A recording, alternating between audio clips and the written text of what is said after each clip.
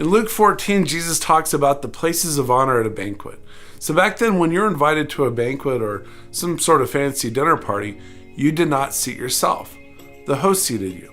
Now, the most distinguished guest had a specific place, and so did the second, third, fourth, all the way down to the least distinguished.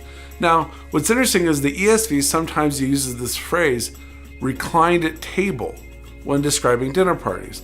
So apparently they did have regular chairs and tables back then, but at some of the really fancy feasts and banquets, they actually used couches or beds with cushions at the end. So they would line up 2 or 3 beds in a U-type shape, and then they would put in the middle a table with food.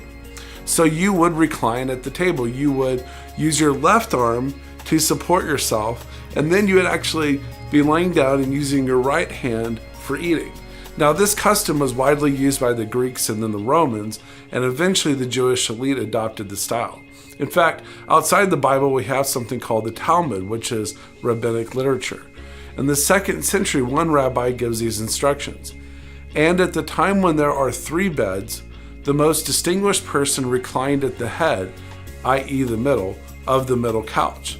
The second most distinguished after him reclined above him, i.e. to the left of him.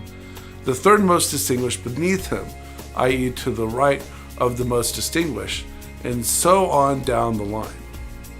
Now, considering that Jesus was meeting in a prominent Pharisee's home, the ESV translation for reclined at table probably means that they use couches and beds instead of chairs like we do today. So there you go, a little bit about banquet seating, and that's enough today for our historical minute.